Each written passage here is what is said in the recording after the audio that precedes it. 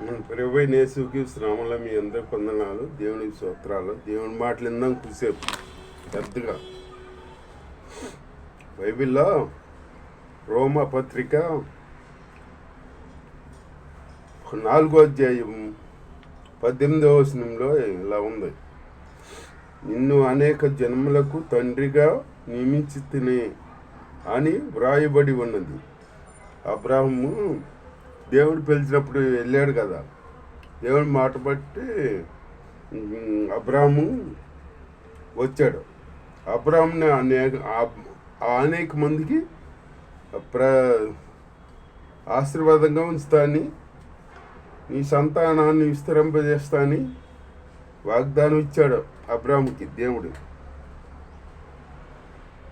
అనేక మంది జన్మలకు నిన్ను తండ్రిగా నియమిస్తాను అన్నాడు. నీ సంతానము ఇలాగుండునని చెప్పిన దాన్ని బట్టి తాను అనేక జన్మలకు తండ్రి అగునట్లు నిరీక్షణకు ఆధారము లేనప్పుడు దేవుణ్ణి నమ్మాడు అబ్రాహము. దేవుణ్ణి నమ్మాడన్నమాట. దేవుని స్తోత్రం, హల్లెలూయా. మరియు అతడు విశ్వాసమందు బలహీనుడు కాక రమ్యం 100 ఏళ్ల వయసు గలవాడై. విశ్వాసమందు బలహీనులు కాక ఇంచుమించు 100 ఏళ్ళ వయసు గలవాడైనప్పుడు శరీరము మృతతుల్యమైనను శారా గర్భమును మృతతుల్యమైనట్లు ఆలోచించను. కానీ విశ్వాసం వలన దేవుని వాగ్దానమును గూర్చి సందేహింపక దేవుని మహిమపరిచి ఆయన వాగ్దానము చేసిన దాన్ని నెరవేర్చుటకు సమర్థుడని రుడిగా విశ్వసించను. అంటే ఆయన శరీరీతిగా ఆలోచించి శరీరం మృతతుల్యమైపోయింది, నాకు ఇప్పుడు సంతానం కలిగిద్దా, చెరకాడ మృతతుల్యమ గర్భఫలం ఆవిడకి గర్భం పెట్టిన కంటదా అన్నట్టుగా శరీరీతిగా ఆలోచించాడు అన్నమాట. ఆలోచించి మళ్ళీ దేవుడు వాగ్దానాన్ని బట్టి మళ్ళీ దేవుడు ఇచ్చిన మాట నెరవేర్తాడు,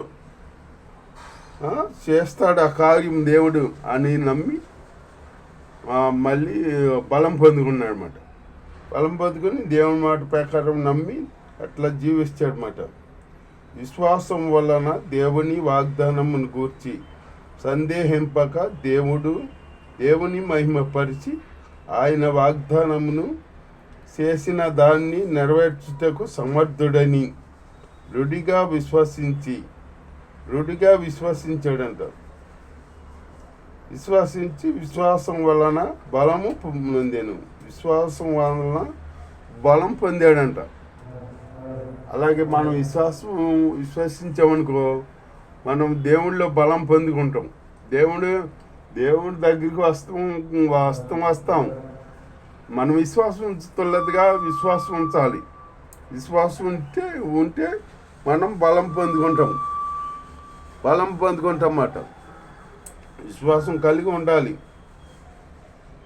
విశ్వాసం లేకపోతే మనం ఏమి చేయలేము. అందుచేత అది అతనికి నీతిగా ఎంచబడిందంట. అబ్రాహాముకి నీతిగా ఎంచబడింది. అది అతనికి ఎంచబడేను.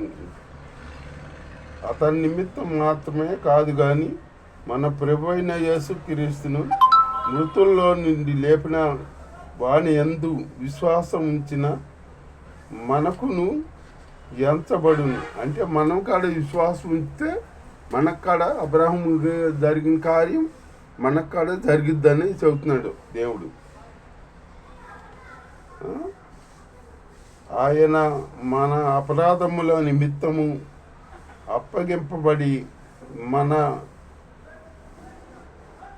మనము నీతిమంతులుగా తీర్చబడుటకై ఆయన బలి అయ్యాడనమాట. మన శిక్ష ఆయన భరించాడనమాట. దేవుని స్తోత్రం, హల్లెలూయా. కాబట్టి విశ్వాసం మూలమున మనము నీతిమంతులుగా తీర్చబడి మన ప్రభువైన యేసుక్రీస్తు ద్వారా, విశ్వాసం ద్వారా నీతిమంతులుగా తీర్చబడతామంట. మనం తీర్చబడి దేవునితో సమాధానం కలిగి ఉందుము. సమాధానం కలిగి ఉండాలి. మనం దేవుడితో సమాధానం కలిగి ఉంటాం. ఆయన ద్వారా మనము విశ్వాసం వలన ఈ కృపయందు ప్రవేశము గలవారమై అందులో నిలిచి ఉండి దేవుని మహిమను పూర్తి నిరీక్షణను బట్టి అతిశయపడుతున్నాము. అంతే అని ఆయనందు మనము అతిశయించాలి.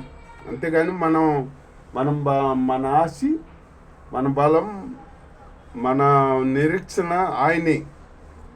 ఆయన నిరీక్షణ కలిగి మనం ఉండి మనం దేవునిలో బలం పొందుకోవాలన్నమాట.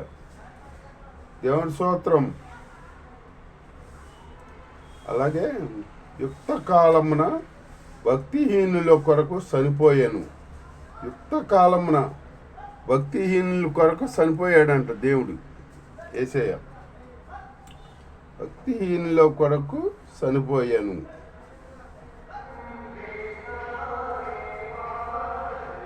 దేవుని స్తోత్రం, హల్లెలూయా.